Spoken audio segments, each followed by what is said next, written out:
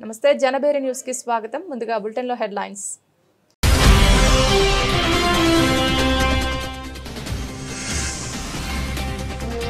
ఆంధ్రప్రదేశ్లో పెట్టుబడులపై కూటమి ప్రభుత్వం స్పెషల్ ఫోకస్. రాష్ట్రంలో పరిశ్రమల ఏర్పాటు కోసం మంత్రులతో ముఖ్యమంత్రి వీడియో కాన్ఫరెన్స్.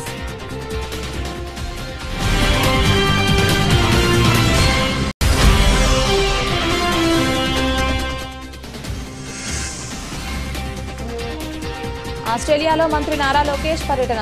సిడ్నీ క్రికెట్ గ్రౌండ్లో తెలుగు డయాస్పోరాలతో సమావేశం.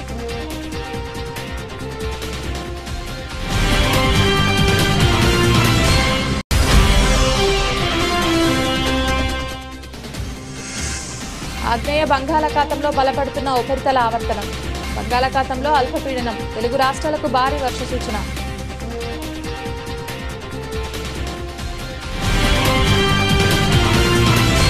ఆంధ్రప్రదేశ్లో పెట్టుబడులపై కూటమి ప్రభుత్వం స్పెషల్ ఫోకస్ పెట్టింది. ఈ క్రమంలో అమరావతి, విశాఖపట్నంలో జరగనున్న సిఐఐ భాగస్వామ్య సదస్సుపై ఆంధ్రప్రదేశ్ రాష్ట్ర ముఖ్యమంత్రి నారా చంద్రబాబు నాయుడు ఏపీ సచివాలయంలో వీడియో కాన్ఫరెన్స్ ద్వారా సమీక్షా సమావేశం నిర్వహించారు. రాష్ట్రంలో పరిశ్రమల ఏర్పాటు కోసం మంత్రులతో ముఖ్యమంత్రి వీడియో కాన్ఫరెన్స్ సమావేశం నిర్వహించారు. ఈ సమావేశానికి పరిశ్రమల శాఖ మంత్రి టీజీ భరత్, పరిశ్రమల శాఖ ఈడీబీ ఉన్నతాధికారులు, CII director general Chandrajit Banerjee, CII ప్రతినిధులు, వివిధ శాఖల ఉన్నతాధికారులు హాజరయ్యారు. నవంబర్ 14-15 తేదీలో విశాఖపట్నంలో జరగనున్న పెట్టుబడుల సదస్సుపై ఈ సమావేశంలో చర్చించారు. భాగస్వామ్య సదస్సుకు హాజరవ్వాలని ఇప్పటికే దేశ విదేశాల్లో వివిధ నగరాల్లో రోడ్ షోలు నిర్వహించింది కూటమి ప్రభుత్వం. విశాఖపట్నం పెట్టుబడుల సదస్సుకు హాజరు కావాలని పారిశ్రామికవేత్తలకు సీఎం చంద్రబాబు, ఐటీ శాఖ మంత్రి నారా లోకేష్ ఆహ్వానం పలికారు. మహిళలు, పిల్లలపై జరుగుతున్న అత్యాచారాలను అరికట్టడానికి కఠిన చర్యలు తీసుకోవాలని ఐద్వా రాష్ట్ర అధ్యక్షురాలు కె శ్రీదేవి డిమాండ్ చేశారు. అనంతపురంలో ఈ నెల 13 నుండి 15 వరకు 16వ ఐద్వా రాష్ట్ర మహాసభలు విజయవంతంగా జరిగాయని చెప్పారు. ఈ సభలలో మద్యాన్ని నియంత్రించాలని, గంజాయి లాంటి మత్తు పదార్థాల సరఫరాను నిరోధించాలని తీర్మానించడం జరిగిందని తెలిపారు. ఈ మహాసభకు 25 జిల్లాల నుండి 400 మంది ప్రతినిధులు హాజరయ్యారని చెప్పారు. కేంద్ర రాష్ట్ర ప్రభుత్వాల విధానాల వల్ల మహిళలు అనేక ఇబ్బందులు ఎదుర్కొంటున్నారు. మహిళల ఉపాధి కోసం ఎదురు చూడవలసిన పరిస్థితి ఏర్పడిందని ఆవేదన వ్యక్తం చేశారు. విద్య, వైద్యం అందుబాటులో లేకుండా పోతుందని ఆరోపించారు. నిత్యావసర సరుకుల ధరలు తగ్గించాలని, ప్రజా పంపిణీ వ్యవస్థను పటిష్టం చేయాలని, విశాఖ ఉక్కును ప్రైవేటీకరించే విధానాలను విడనాడాలని డిమాండ్ చేశారు. ఎన్నికల హామీలో ఇచ్చిన విధంగా అందరికీ 3 సిలిండర్లు ఇవ్వాలని, ప్రతి మహిళకు నెలకు 1500 ఇస్తామన్న హామీని అమలు చేయాలన్నారు. అయ్యప్ప దీక్షలో ఉన్న విద్యార్థులను స్కూలుకు అనుమతించడం లేదన్న ఆరోపణలు అవాస్తవమని బెజవాడ రాజారావు స్కూలు నిర్వాహకులు బెజవాడ రాజారావు స్పష్టం చేశారు. ఈ ఆరోపణల నేపథ్యంలో తమ స్కూల్పై దాడి చేసిన వారి నుండి రక్షణ కల్పించాలని పోలీసు వారికి విజ్ఞప్తి చేశారు. అన్ని మతాల పట్ల సమభావం కలిగి ఉన్నామని చెప్పారు. పిల్లల మధ్య సమానత్వ భావనకి భంగం కలగకూడదనే తమ పాఠశాల ముఖ్య ఉద్దేశమని వెల్లడించారు. బెజవాడ రాజారావు స్కూల్ నిర్వాహకులు బెజవాడ రాజారావు స్కూల్ కార్యాలయంలో మీడియా సమావేశం నిర్వహించారు. ఈ సమావేశంలో ఆయన మాట్లాడుతూ గత 20 సంవత్సరాలుగా ఎటువంటి ఆరోపణలు లేకుండా స్కూల్ నడుపుతున్నామన్నారు. 2 రోజుల క్రితం అయ్యప్ప వేషధారణలో ఉన్న విద్యార్థులను అనుమతించడం లేదంటూ తమ స్కూల్పై కొందరు శనివారం దాడి చేసి తమను నిర్బంధించి స్కూల్ విధులకు ఆటంకం కలిగించారన్నారు. అయ్యప్ప మాల వేసుకున్న విద్యార్థులను స్కూల్కు అనుమతించడం లేదన్న ఆరోపణలు చేశారన్నారు. చేసిన ఆరోపణలు అవాస్తవమన్నారు. కానీ విద్యార్థులను స్కూల్ యూనిఫామ్ వేసుకుని రావాలన్న నిబంధన పాటించాలని చెప్పామన్నారు. విద్యార్థుల మధ్య సమతాభావానికి భంగం కలగకూడదనే తమ అభిమతమన్నారు. అన్ని మతాల పట్ల తమకు సమభావం ఉందన్నారు. ఈ కార్యక్రమంలో school secretary Shyamprasad, principal Lakshmi Prasanna, school సిబ్బంది పాల్గొన్నారు. ఈ రోజున మనం ఇక్కడ సమావేశం అయ్యి మిమ్మల్ని న్యూస్ యథార్థ విషయాలు తెలియటానికి ఇక్కడ మిమ్మల్ని పిలవటం జరిగిందండి. ఎందువలనంటే ఏదైనా ఒక విషయం ఒక న్యూస్ పేపర్లో ఒక రకంగా రావటం, ఒక వ్యాఖ్యానం మరొక రకంగా చెప్పటం, మాటల్ని భావాల్ని వక్రీకరించటం అనేది సాధారణంగా జరుగుతూ ఉంటుంది. అయితే మాకు 20 సంవత్సరాలు అయిందండి పాఠశాల స్థాపించి. 6th నుంచి 10th వరకు at a stretch okay permission secretariat నుంచి నేదురుమల్లి రాజ్యలక్ష్మి గారు సంతకంతో, విద్యాశాఖ మంత్రి గారి సంతకంతో అట్లా రికగ్నిషన్ తీసుకొచ్చినటువంటి ఏకైక స్కూల్ ఈ ప్రాంతంలో.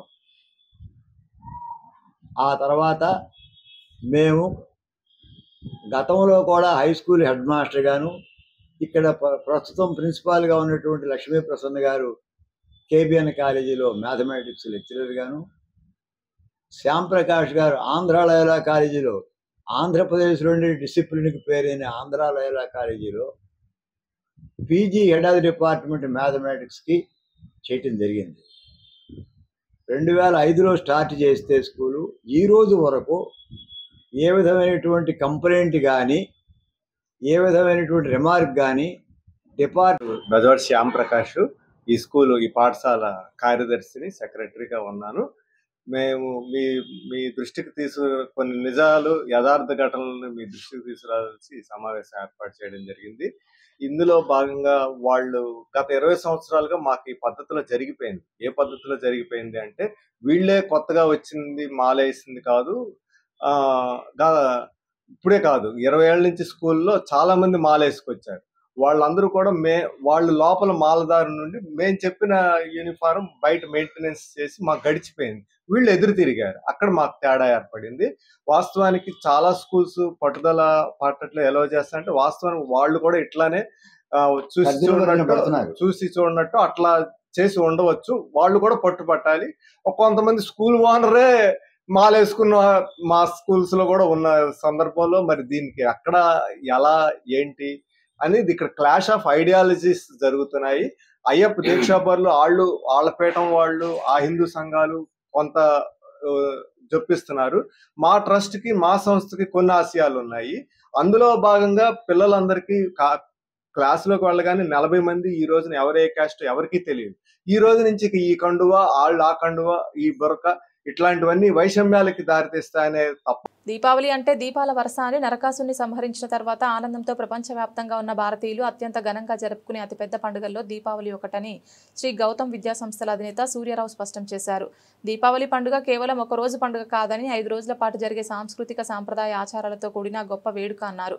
పశ్చిమ నియోజకవర్గంలోని చిట్టినగర్ శ్రీ గౌతమ్ విద్యా సంస్థల విద్యార్థులు ఉపాధ్యాయులు దీపావళి పండుగను అంగరంగ వైభవంగా టపాసులు కాల్చి రంగోలితో వేడుకలు ఘనంగా జరుపుకున్నారు. విద్యార్థులు నూతన వస్త్రాలు ధరించి సంస్కృతి సంప్రదాయాలు ప్రతిబింబించేలా దీపావళి వేడుకలు జరుపుకున్నారు. ఈ సందర్భంగా శ్రీ గౌతమి విద్యా సంస్థల అధినేత సూర్యారావు మాట్లాడుతూ ప్రపంచవ్యాప్తంగా దీపావళి పండుగ నాడు సాయంత్రం వేళ లక్ష్మీదేవిని భక్తి శ్రద్ధలతో పూజిస్తారన్నారు. శ్రీకృష్ణుడు సత్యభామతో కలిసి నరకాసురుని సంహరించిన రోజుకు ప్రతీకగా దీపావళి పండుగ జరుపుకుంటారని, నరకుడి పీడ విరగడైనందున ప్రజలు సంతోషంగా సంబరాలు చేసుకుంటారన్నారు. అందరికంటే 2 రోజుల ముందుగా శ్రీ గౌతమ్ విద్యా సంస్థల విద్యార్థులకు దీపావళి పండుగ వచ్చిందన్నారు.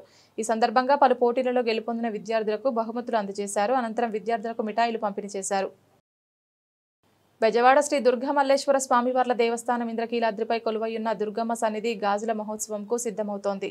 గాజుల మహోత్సవాన్ని వైభవంగా నిర్వహించేందుకు ఈ నెల 23న అంగరంగ వైభవంగా నిర్వహించనున్నారు. వైదిక కమిటీ లోక కళ్యాణం కోసం కార్తీక శుద్ధ విధియ బుధవారం నాడు అమ్మవారు గాజుల అలంకరణలో భక్తులకు దర్శనమివ్వనున్నారు. బెజవాడ శ్రీ దుర్గమల్లేశ్వర స్వామివార్ల దేవస్థానం ఇంద్రకీలాద్రిపై కొలువైయున్న దుర్గమ్మ సన్నిధి గాజుల మహోత్సవంకు సిద్ధం చేస్తున్నారు. ఆలయ అధికారులు, వేద పండితులు, వైదిక కమిటీ సభ్యుల దేవస్థానం పాలకవర్గం ఆధ్వర్యంలో ఈ ఏడాది గాజుల మహోత్సవం ఎంతో వైభవంగా నిర్వహించాలనే లక్ష్యంతో పనిచేస్తున్నారు. ఈ నెల 23వ తేదీన జరగనున్న ఈ గాజుల అలంకరణ వేడుక అత్యంత వైభవపేతంగా నిర్వహించనున్నారు. అమ్మవారి మూల విరాట్తో పాటు ఉత్సవమూర్తులతో పాటు ఆలయ ప్రాంగణం మొత్తం గాజులతో అలంకరించనున్నారు. భక్తులు అమ్మవారిని దర్శించుకునేందుకు తరలి రావాలని దేవస్థానం అధికారులు సానాచార్యులు తెలియజేశారు. జై దుర్గా జై నమః. ఈ కార్తీక మాసం శుద్ధ విధియ నాడు భగినీ హస్తభోజనము అనేటటువంటి ఒక పర్వదినం ఉన్నది. ఈ భగినీ హస్తభోజనం అంటే ఆడపడుచు చేత అన్నగారికి గనక సోదరుడికి భోజనం వండి పెడితే సకల శుభాలు కలుగుతాయి అని చెప్పడం జరుగుతున్నది పురాణాల్లో. మరి దీని మీద ఒక మంచి ఇతిహాసం కూడా ఉన్నది. యమధర్మరాజు చెల్లెలు అన్నగారిని పిలిచి ఈ శుద్ధ విధియ నాడు యమద్వితీయ అంటారు. ఆ విధియ నాడు అన్నగారిని పిలిచి మృష్టాన్న భోజనం పెట్టిందిట. షడ్రసోపేతమైనటువంటి భోజనం పెట్టిందిట. ఆయన సంతుష్టి చెంది ఇంత మంచి భోజనం పెట్టావమ్మా, ఏమిటి ఇవాళ విశేషము అంటే, ఇవాళ నీవు రావటమే పర్వదినము. ఈరోజు ఎవరైతే వస్తారో ఏమి కావాలి నీకు అని అడిగితే, ఈరోజు ఎవరైతే అన్నగారికి ఈ మృష్టాన్న భోజనం వండి స్వయంగా వండి పెడతారో వారికి ఆజన్మాంతము కూడా సౌమంగళ్య సిద్ధి కలిగి నీ చేత భయం కలిగించకుండా ఉండేటట్లుగా అపమృత్యు భయ దోషాన్ని నివారణ చేయమని చెప్పి వరం అడిగిందిట. అంత యమధర్మరాజు కూడాను సంతసించి నిస్వార్థమైనటువంటి దీంట్లో నాకు భోజనం పెట్టి లోక కళ్యాణం కోసం నువ్వు ఇలాగా వరం అడిగావు కాబట్టి ఈరోజు ఎవరైతే అన్నగారికి భోజనం మృష్టాన్న భోజనం పెట్టి ఇస్తారో, వారి చేత మీరు సౌమంగళ్య ద్రవ్యములు స్వీకరిస్తారో వారందరికీ కూడాను నా వల్ల ఎటువంటి మృత్యుభయము లేకుండా సంపూర్ణ ఆయుర్దాయాన్ని, ఆరోగ్యాన్ని, ఐశ్వర్యాన్ని ఇస్తాను అని చెప్పి వరం అనుగ్రహించాట. ఇదే కాకుండా మనకి శ్రీ మహావిష్ణువు దుర్గామాతకి సోదరులు. అందువల్ల సౌమంగళ్యాన్ సిద్ధి కొరకు గాజులని సమర్పించడం జరుగుతున్నది. ఈ గాజులు సౌమంగళ్య ద్రవ్యములు ఆ రోజున అమ్మవారికి సమర్పించి అలంకరిస్తే మొత్తం లోక కళ్యాణం జరుగుతుంది. తద్వారా స్త్రీలు అందరికీ కూడాను సౌమంగళ్య సిద్ధి కలిగి సకల సౌభాగ్యాలు సిద్ధిస్తాయి. కార్తీక శుద్ధ విదియ 23వ తారీఖు నాడు అమ్మవారికి మా దేవస్థాన ప్రధానార్చకులు కోట ప్రసాద్ గారి యొక్క బృందం అమ్మవారిని గాజులతో సర్వాలంకారముగా అలంకరించడం జరుగుతుంది. ఈ యొక్క కార్యక్రమానికి మరి ఈ భక్తులందరూ కూడాను ఆ రోజు అమ్మవారిని దర్శనం చేసుకుని ఆయురారోగ్య ఐశ్వర్యాలతో సకల సౌభాగ్యాలతో వర్ధిల్లాలని కోరుకుంటూ అమ్మవారి యొక్క దివ్య శుభాశీస్సులు. జై దుర్గా భవాని. $180 బిలియన్ ఎకానమీగా ఉన్న ఆంధ్రప్రదేశ్ రాష్ట్రాన్ని $240 ట్రిలియన్ ఎకానమీగా మార్చడానికి కృషి చేయాలని ఆస్ట్రేలియాలోని తెలుగు వారికి రాష్ట్ర విద్యా ఐటీ శాఖల మంత్రి నారా లోకేష్ పిలుపునిచ్చారు. ఆదివారం సిడ్నీలో ది ఆస్ట్రేలియా తెలుగు డయాస్పోరియా మంత్రి నారా లోకేష్ పాల్గొన్నారు. ఈ సందర్భంగా ఆయన మాట్లాడుతూ తనకు గూగుల్ ఎంత ముఖ్యమో ఎంఎస్ఎంఈ కూడా అంతే ముఖ్యమన్నారు. ఈ 50 కోట్ల పెట్టుబడి పెట్టి నిరుద్యోగులకు ఉద్యోగాలు కల్పిస్తే మీకు అండగా నిలుస్తానని సందర్భంగా వారికి నారా లోకేష్ స్పష్టం చేశారు. ఈ రోజు ఇక్కడికి వచ్చి మాట్లాడుతున్నానంటే ఆస్ట్రేలియా ప్రభుత్వమే అందుకు కారణమని ఆయన పేర్కొన్నారు. టెక్నికల్ ఎడ్యుకేషన్లో మంచి పద్ధతులు, స్పోర్ట్స్, మైనింగ్ తదితర విషయాల్లో సహకరించుకుంటున్నామన్నారు. ఆంధ్రప్రదేశ్ రాష్ట్రాన్ని అభివృద్ధి చేయాలంటే ఏ ఒక్కరి వల్ల కాదని అందరం కలిసి ఒక తాటిపైకి వచ్చి ఆ పని చేయాల్సి ఉందని అభిప్రాయపడ్డారు. ఇటీవల పక్క రాష్ట్రాలతోనూ చిన్న చిన్న యుద్ధాలు జరుగుతున్నాయని, ఆ క్రమంలో తనను ఎన్నో మాటలు అంటున్నారని తెలిపారు. అవేమీ తాను పట్టించుకోనని లోకేష్ చెప్పుకొచ్చారు. రాష్ట్రాలు పోటీ పడితే ఇండియా గెలుస్తుందని తాను విశ్వసిస్తానన్నారు. అందరూ వచ్చి రాష్ట్రాభివృద్ధిలో భాగస్వామ్యం కావాలని తాను కోరుకుంటున్నానని తెలిపారు. లోకేష్ గారు టు సే ఫ్యూ వర్డ్స్.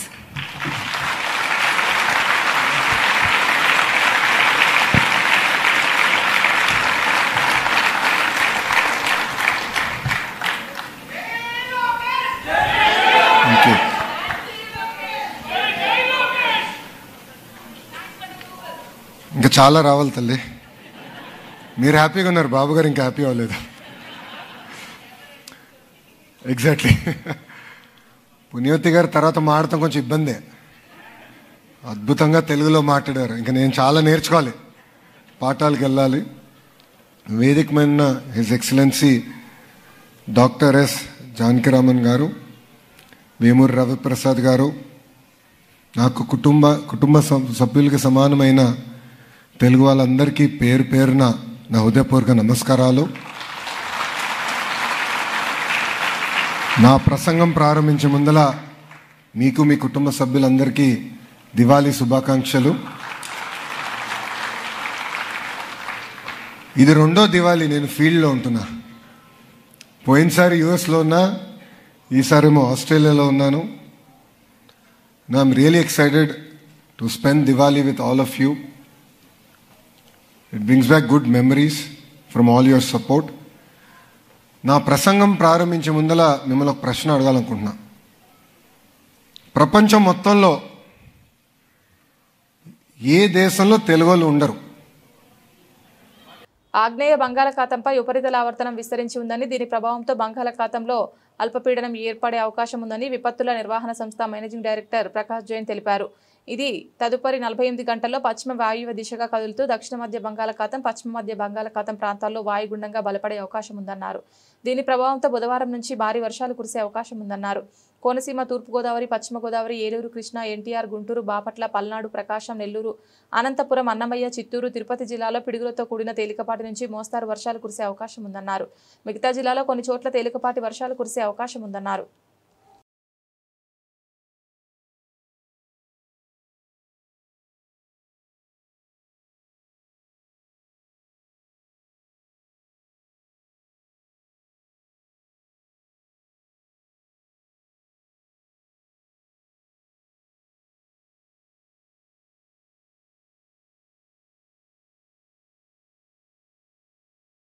ఉద్యోగులను చంద్రబాబు దారుణంగా మోసం చేశారని Andhra Pradesh government employees federation chairman Venkatarami Reddy మండిపడ్డారు. ఉద్యోగులకు పీఆర్సీ ఇవ్వాలనే ఉద్దేశం ప్రభుత్వానికి లేదని, ఇప్పటివరకు పీఆర్సీ కమిషన్ అపాయింట్ చేయలేదంటూ ఆయన దుయ్యబట్టారు. ఆయన మీడియా సమావేశంలో మాట్లాడుతూ ఉద్యోగులకు పెండింగ్ బకాయిలు 34,000 కోట్లు ఉన్నాయి, ఆ బకాయిలు ఎప్పుడు చెల్లిస్తారు అంటూ నిలదీశారు. ఉద్యోగుల సమస్యలను పట్టించుకోవడం లేదు, ఉద్యోగులకు ఇచ్చిన హామీలను ప్రభుత్వం నెరవేర్చాలని, కాంట్రాక్ట్ ఉద్యోగులను ఎందుకు రెగ్యులర్ చేయడం లేదో చెప్పాలని కోరారు. కృష్ణా జిల్లా పెనుమలూరు నియోజకవర్గం కానూరు గ్రామంలో అర్ధరాత్రి కట్టలపై ఇల్లు బలవంతంగా తొలగింపు ఘటనపై వైసీపీ నేతలు కూటమి ప్రభుత్వం తీరును ప్రశ్నించారు. వైసీపీ నాయకులు బాధితులను జోరు వర్షంలో కూడా అండగా నిలిచారు. నియోజకవర్గం వైసీపీ నేత చక్రవర్తి మాట్లాడుతూ ఎమ్మెల్యే బోడే ప్రసాద్ ఆదేశాలతోనే కట్లపై నివాసం ఉంటున్న ఇల్లును ధ్వంసం చేస్తున్నారని ఆరోపించారు. నియోజకవర్గంలో అర్హులైన పేదలకు ఇళ్ల స్థలాలు కేటాయించాలని ఎంఆర్ఓను కలిసి వినతి పత్రం ఇవ్వడం జరిగిందని, ఆ దిశగా పాలకులు ఆలోచించకుండా ఎన్నో ఏళ్ల నుండి నివాసం ఉంటున్న పేదల ఇల్లు తొలగించేందుకు ముందస్తుగా ఎలాంటి నోటీసులు ఇవ్వకుండా నివాసం ఉంటున్న పేదల ఇల్లు ఎలా కూలిస్తారని వైసీపీ నేతలు ఎమ్మెల్యే తీరుపై ఆగ్రహం వ్యక్తం చేస్తున్నారు. 12 గంటలుగా ప్రాంతాల్లో ఈ కరకట్ట అవసరం మీదకి వచ్చి నిర్దాక్షిణ్యంగా ఆఖరికి బండి తీసుకునే అవకాశం కూడా ఇవ్వకుండా మనం చూసాంప్పుడు ఈ ధోరణి ఎందుకు? నిన్న మార్నింగ్ బోడే ప్రసాద్ గారు ఈ రోడ్లో వెళ్ళి సాయంకాలానికి ఈ పరిస్థితి వచ్చిందంటే మనం అర్థం చేసుకోవాలి ఎవరి వల్ల వచ్చింది. ఆల్రెడీ 2-3 నెలల క్రితం మేము ఎంఆర్ఓ గారికి అర్జీ ఇచ్చాం, మీరు ఎక్కడైనా స్థలాలు ఇస్తే వాళ్ళు వెళ్ళిపోవడానికి సిద్ధంగా ఉన్నారని చెప్పి ఈ మహిళా లోకాన్ని అందరినీ తీసుకుని వెళ్ళాం. ఆ రోజున మేము ఓకే 90 డేస్లో మీకు వస్తున్నాయి అని చెప్పి మళ్ళీ రాత్రికి రాత్రి జేసీబీలు తీసుకొచ్చి, రాత్రి అంటే ఎవరు ఉండరు, 4-5 ఇళ్ళు కొట్టేస్తే కొన్ని సమస్యలు తీరుతాయి ఇక్కడ అని చెప్పి రాత్రి మొత్తం చాలా దారుణమైన విషయం. దీన్ని మా పార్టీ తరఫు నుంచి కానీ మానవతా దృక్పథంతో మేము ఖండిస్తున్నాం. ఎమ్మెల్యే గారు మీరు కూడా ఆలోచించండి, ఒక 90 డేస్లో మీరు స్థలాలు ఇస్తారని చెప్పారు అధికారులు, అవి ఇచ్చేస్తే వాళ్ళు వెళ్తానికి సిద్ధంగా ఉన్నారు. వాళ్ళు ఈ తతంగం మీకు మాకు ఈ పనులు ఏమి ఉండవు, వాళ్ళు సిద్ధంగా ఉన్నారు వెళ్ళిపోతాను అంటే మీరు ఇవ్వకుండా ఇలా దౌర్జన్యంగా చేయటం పద్ధతి కాదు. దీని నుంచి ఆ సామాన్లు తీసుకునే అవకాశం కూడా ఇవ్వాల. దీన్ని మేము తీవ్రంగా ఖండిస్తున్నాం. రేపొద్దున మళ్ళీ రాత్రులు కానీ నైట్ కానీ ఎప్పుడు కూడా ఈ 30 ఇళ్ళకి కూడా మేము అండగా ఉంటామని చెప్పి ఈ సందర్భంగా మీకు మీ ప్రెస్ మీడియా ద్వారా చెప్తున్నాం. 38 మందికి రెవెన్యూ డిపార్ట్మెంట్ వాళ్ళు నోటీసులు ఇవ్వడం జరిగింది. ఇది 4/6/2025 తారీఖు నాడు ఇక్కడ ఉన్నటువంటి ఒక 38 మంది సభ్యులకి ఇది ఇరిగేషన్ కెనాలు మీరు ఆక్రమించుకున్నారు, తక్షణమే ఎందుకు తొలగించకూడదు అని చెప్పేటువంటి ఒక నోటీస్ ఇవ్వడం జరిగింది. ఈ నోటీసుని తీసుకున్నటువంటి వీళ్ళందరూ వైఎస్ఆర్ కాంగ్రెస్ పార్టీ కూడా వీళ్ళ తరపున మేము జిల్లా కలెక్టర్ గారికి అలాగే తహసీల్దార్కి ఒక రిప్రజెంటేషన్ ఇవ్వడం జరిగింది. 9/6/2025 తారీఖున ఉన్నటువంటి ఇక్కడ బాధితులైనటువంటి ప్రతి ఒక్కళ్ళని సంతకాలు తీసుకుని మేము వాళ్ళందరినీ తోడుకుని వెళ్ళి మేము రిప్రజెంటేషన్ ఇవ్వడం జరిగింది. అయ్యా మా వేడుక ఏంటంటే, అయ్యా ఇక్కడ మేము నివాసం అనేక పర్యాల నుంచి సుమారు 3 శతాబ్దాల నుంచి 30 సంవత్సరాల పైచిలుకు నుంచి ఇక్కడ నివాసం ఉంటున్నాం. మేము పేద బడుగు బలహీన వర్గాలకు సంబంధించినటువంటి వ్యక్తులం కాబట్టి ఆనాడు ఇక్కడ నివాసం ఏర్పాటు చేసుకుంటే వచ్చినటువంటి వివిధ ప్రభుత్వాలు అంటే ఈ గడిచిన 30 సంవత్సరాల్లో కూడా Telugu Desam party, Congress party, YSR Congress party ఇక్కడ ఉన్నటువంటి నాయకులు శాసనసభ్యులు కూడా మరి మంత్రివర్యులుగా వ్యవహరించినటువంటి పరిస్థితి. మరి అప్పుడు కూడా వీళ్ళకి మౌలిక వసతులు ఏర్పాటు చేసి వాళ్ళకి నివాసం కావాల్సినటువంటి అన్ని వసతులు కూడా ఏర్పాటు చేయడం జరిగింది.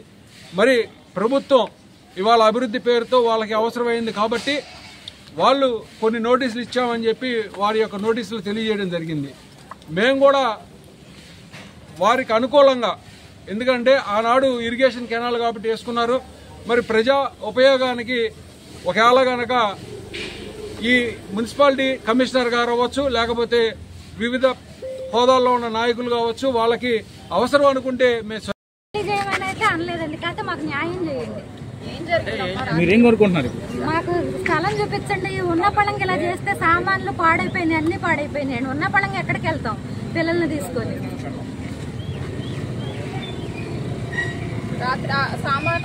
రాత్రి మాట్లాడే స్కోప్ ఇవ్వలేదండి. అసలు మంచం ఉన్నాయి, బట్టలు ఉన్నాయి, బళ్ళు ఉన్నాయి, సైకిళ్ళు ఉన్నాయండి. ఇటు చూడమ్మా, ఇటు సామాన్లు ఉన్నాయి. ఏ టైంకి వచ్చారమ్మా వాళ్ళు? 10:30కి వచ్చారండి. అంతకుముందు నోటీసులు ఎప్పుడు ఇచ్చారు మీకు? నోటీసులు ఇచ్చి 3 నెలలు అయిందండి. పడేస్తామని అయితే ఇవ్వలేదండి. కాదు మీకు స్థలం చూపిస్తాం అప్పుడు ఖాళీ చేయాలని ఇచ్చారు. స్థలం చూపించి ఇల్లు కట్టిచ్చేస్తాము, ఖాళీ చేయాలి అన్నారు. స్థలం చూపించి ఇల్లు కట్టుకోవడానికి లోన్ ఇస్తాము, అప్పుడు ఖాళీ చేయాలి అన్నారు. మేము ఖాళీ చేస్తామనే చెప్పాం. నోటీసులు కూడా వెళ్ళి సంతకాలు పెట్టి వచ్చాం. ముందుగా మాకు ఏ సమాచారం లేదు. వచ్చాక కూడా ఆపలేదండి. వచ్చిన తర్వాత కూడా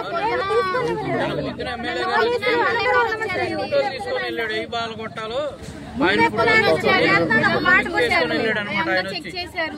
చేసి సైలెంట్ గా వెళ్ళిపోయారు. రాత్రి 10ంటికి కూడా మేము బయటే ఉన్నా. బయట ఉన్నప్పుడు కూడా కనీసం ఏంటి అనేది ఇన్ఫర్మేషన్ ఇవ్వకోకుండా 10 మంది వచ్చారు, అందరూ చూసుకున్నారు, వెళ్ళిపోయారు. మళ్ళీ తర్వాత 2 పోలీస్ జీపులు కొక్లేన్ అవి తీసుకొచ్చి వచ్చేసారు. ఒకేసారి వచ్చేసి పడేసేసారు. కనీసం మాకు ఇన్ఫర్మేషన్ అనేది ఇవ్వలేదు. ప్రసాద్ గారు వచ్చారు సార్, మా ఇంటి లోపలికి వచ్చారు. వచ్చి అమ్మ ఏంటి కాలువాడ తెస్తారు అని అడిగాడు. నేనేం మాట్లాడలేదు సార్, ఎందుకంటే నేనేం మాట్లాడలేదు. ఆయన వెనకాల నేను వచ్చేసాను. వస్తే ప్రతి ఒక్క ఇల్లు కూడా ఎవరున్నారు ఏంటని చూశారు. చూస్తే నేనన్నా అందరు పనులకి వెళ్ళారు సార్, ఎవరు లేరు అనేసి నేను ఇక్కడి వరకు వచ్చాను. ఇక్కడికి వస్తే వీళ్ళు ఇల్లు ఫోటో తీసుకున్నారు. ఈ ఇల్లు ఆ ఇల్లు 3 తీసుకున్నా. ఏం సార్ ఫోటో తీసుకుంటున్నారు అన్న. దానికి కూడా నాకేం సమాధానం చెప్పలేదు. నేను ఇంకా ఆయన వెనకాల వెళ్ళిపోయి లోపలికి వెళ్ళిపోయాను. ఇది జరిగింది రాదు. అంటే మీరు ఎలా తీస్తారు, మీరు ఎలా ఉంటున్నారు కాలువమ్మట, ఎట్లా ఉంటున్నావు, ఈ కాలువలు ఎలా తీయాలి అని అడుగుతున్నాడు నన్ను. నేనేం సమాధానం చెప్పలేక ఆయనకి ఏం చెప్పకుండా ఏం తెలుసు సార్ అన్న. ఆయన చెప్పాను. అంత ముందు ప్రభుత్వం అప్పుడు వచ్చినప్పుడు కూడా నువ్వు ఎట్టున్నావు కాలం పక్కన నన్ను ప్రశ్నించాడు. ఏం చేస్తావు సార్, గతిలాగా ఉంటున్నాను అన్నాను. ఇంకా ఎన్నిసార్లు చెప్పాలి ఆయనకి? ఆ ప్రభుత్వంలోనే చెప్పాను. ఇక ఆయన పోయినసారి గెలిచినప్పుడే చెప్పాను. స్థలం అడగలేదా ఆయన్ని? స్థలం ఆయన అడగలేదా? నేను అడగల. ఎందుకు ఇస్తాడా పెడతాడా? ఇప్పుడు మాత్రం ఇస్తాడా అంటే ఊర్లో నటించాడంతే. ఇదంతా నటనే. వచ్చి అసలు ఒక మనిషి వచ్చాడనుకో ఎలా రావాలి? గౌరవంగా రావాలా? అంటే మనిషి లోపలికి వచ్చేస్తారంటే నేను ఇలా తిరిగి ఏం సార్ అనే వరకు కూడా మనిషి ఆయన మాకు తెలవదు. అలా వచ్చేస్తారు లోపలికి. అంటే ఎవరు లేరులే ఈ కొంపల్లో, ఎవరు లేరు, వాళ్ళు పీకి ఎత్తే ఏం చేయరు అని ఉద్దేశం అనమాట. వెళ్తే గౌరవం ఉంటుందా? 10 సార్లు వెళ్తే గౌరవం ఇచ్చాడా? మేము వెళ్తే లోపలికి రానిచ్చాడా? వాళ్ళు కూడా పియ్య అంట. ఆయన గారు వచ్చి అమ్మ అయిపోద్దులమ్మా, మేము చెప్పాం ఆయన గారు అక్కడికో వెళ్ళారు అని అంటే మేము 3 సార్లు వెళ్ళాం ఆయన ఆఫీస్ కాడికి. 3 సార్లు కూడా ఇదే సమాధానం చెప్పారు మాకు. అసలు ఆయన వచ్చి కనపడలా. అమ్మా ఇది ఇలా చేస్తాను ఏంటమ్మా మీరు బాధపడమాక నేను అనాలి కదా అనే పని లేదు. మనిషికి సమాధానం చెప్పే పని లేదు. నిన్న కూడా ఏంటంటే వచ్చాడు, ఎవరుంటున్నారు ఎవరు లేరు, ఎవరున్నారు, ఏ ఇల్లు పీకాలని చూసుకున్నాడు, వెళ్ళాడు. మళ్ళీ నైట్ కూడా కూల్చే అవకాశం ఉంది. మళ్ళీ మీరేం జాగ్రత్త తీసుకున్నారు? ఈసారి వస్తే మళ్ళీ మామూలుగా ఉండదేక అంతేక ఊరుకో. ఎందుకు ఊరుకుంటాం? మేము పిచ్చోళ్ళమా? మేము 40 ఏళ్ళ పట్టు ఇక్కడే పుట్టి ఇక్కడే పెరిగాం. ఎందుకు ఊరుకుంటా? అదేమంటే మీ అల్లుడేమో ఆల డ్రైవరు, నువ్వేమో చక్రవర్తి గారి నాన్నకి ఆరతి ఇచ్చావు అని అన్నాడు నన్ను. నేనంటే పంచాయతీ ఉద్యోగం కోసం అడిగితే నువ్వు చక్రవర్తి గారి నాన్నగారు వచ్చినప్పుడు నువ్వు ఆరతి ఇచ్చావుగా, మీ అల్లుడు చుట్టుపక్కల డ్రైవర్ పెట్టావుగా అని అన్నారు. నేను ఉద్యోగానికి వెళ్తే, ఉద్యోగం గురించి వెళ్తే ఈ మాట అన్నారు.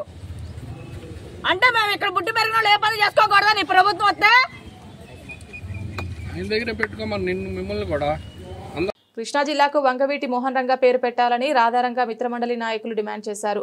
మచిలీపట్నంలోని ఈశ్వర్ రెసిడెన్సీలో ఆదివారం ఆధారంగా మిత్రమండలి ఆత్మీయ సమావేశం నిర్వహించారు. ప్రజల మనిషిగా ప్రజల కోసం జీవించిన నేతగా వంగవీటి రంగాకు ఎంతో గొప్ప పేరు ఉందన్నారు. అలాంటి మహోన్నత నేత పేరును కృష్ణా జిల్లాకు పెట్టడం అన్ని విధాల సమంజసమే అని కాపు సంఘం నేతలు అభిప్రాయం వ్యక్తం చేశారు. సందర్భంగా రాధారంగా మిత్రమండలి నాయకులు మాట్లాడుతూ రాధారంగా మిత్రమండలి ఆధ్వర్యంలో రాష్ట్ర వ్యాప్తంగా అన్ని నియోజకవర్గాల ఎమ్మెల్యేలను కలిసి తన డిమాండ్ సాధన కోసం కృషి చేస్తామన్నారు. ఈ కార్యక్రమంలో రాధారంగా మిత్రమండలి ఉభయ తెలుగు రాష్ట్రాల అధ్యక్షులు బుల్లెట్ ధర్మ జనసేన పార్టీ నాయకులు మాదివాడ రాము, వడ్లమూడి చిన్న, మచిలీపట్నం బార్ అసోసియేషన్ మాజీ అధ్యక్షుడు ఉప్పాల ప్రసాద్, బత్తిన రమేష్ బాబు, లంకే శాంతి, రాజురంగ అభిమానులు, రాధారంగ మిత్రమండలి కార్యకర్తలు పాల్గొన్నారు. ఈరోజు విచ్చేసిన రంగా గారి అభిమానులకు, రాధారంగ మిత్రమండలి సభ్యులకు అందరికీ నా ధన్యవాదాలు. అట్లాగే ఈరోజు కృష్ణా జిల్లాకు రంగా గారి పేరు పెట్టాలని ఈ యొక్క నినాదం ఇవాళది కాదు. మరి దీన్ని బలంగా తీసుకువెళ్ళాలి.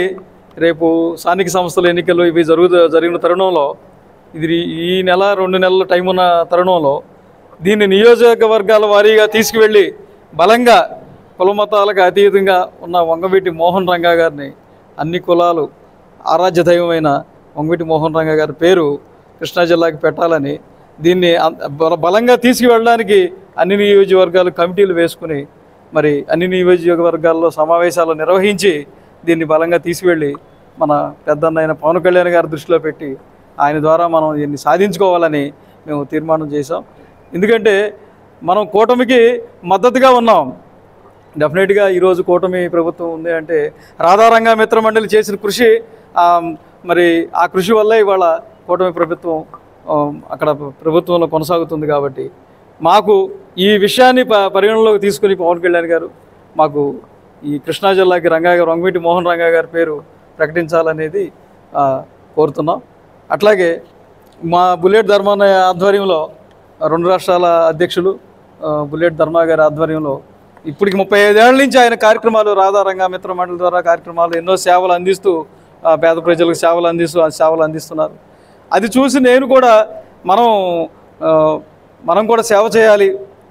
రాధారంగా మిత్ర మండలి తరఫున మన వంతు మనం సేవ చేయాలంటే మనకొక ఆయుధం, ఏదో ఒక ఆయుధం మీద వెళ్ళాలి. కాబట్టి ఈ రోజున ఈ పదవి తీసుకోవడం జరిగింది. దానికి నేను మీ అందరి సహకారం కోరుతున్నాను. అట్లాగే ఎటువంటి విషయాలు నా దృష్టికి వచ్చినా ఎటువంటి సహకారం చేయడానికైనా నేను ముందుంటాను. డెఫినెట్గా ఇప్పుడు మాకున్న ఎజెండా ఏంటంటే కృష్ణా జిల్లాకు వంగవీటి మోహన్ రంగా గారి పేరు పెట్టాలనేది మా ఎజెండా. దీన్ని డెఫినెట్గా సాధిస్తాం. అందరిని కలుపుకుని వెళ్తాం. అట్లాగే మా ఈ నెలలో ఇప్పుడు వేసుకున్న కమిటీలో 18 మంది ఉన్నారు. 18 మందిలో కూడా అన్ని కులాలని కలుపుకొని మేము ఈ కమిటీ వేసుకోవడం జరిగింది. ఎందుకంటే అందరి వాడు రంగా గారు ఒక కులానికి చెందిన వ్యక్తి కాదు. మాకు నినాదమే మన కులాన్ని ప్రేమిద్దాం, ఇతర కులాన్ని గౌరవిద్దాం అనే నినాదంతో వెళ్తున్నాం.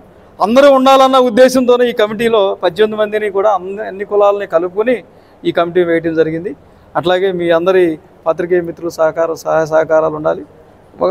నేను ఏదైనా తప్పుగా మాట్లాడితే మన్నించండి. ఫస్ట్ టైం కాబట్టి నేను మీడియా ముందుకు వచ్చి మాట్లాడుతున్నప్పుడు ధన్యవాదాలు అందరికీ.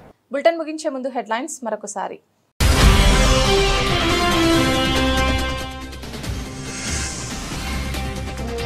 ఆంధ్రప్రదేశ్లో పెట్టుబడులపై కూటమి ప్రభుత్వం స్పెషల్ ఫోకస్. రాష్ట్రంలో పరిశ్రమల ఏర్పాటు కోసం మంత్రులతో ముఖ్యమంత్రి వీడియో కాన్ఫరెన్స్.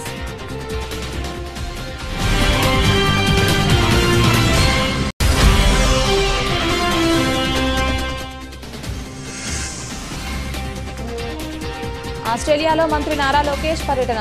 సిడ్నీ క్రికెట్ గ్రౌండ్లో తెలుగు డయాస్పోరాలతో సమావేశం.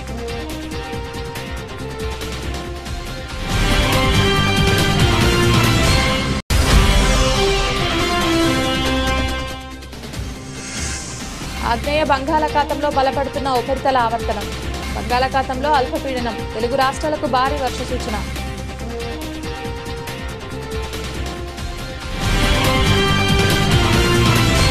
ఇది ఇవాల్టి బులెటిన్. తిరిగి మరొక బులెటిన్లో మళ్ళీ కలుద్దాం. అంతవరకు సెలవు. నమస్కారం.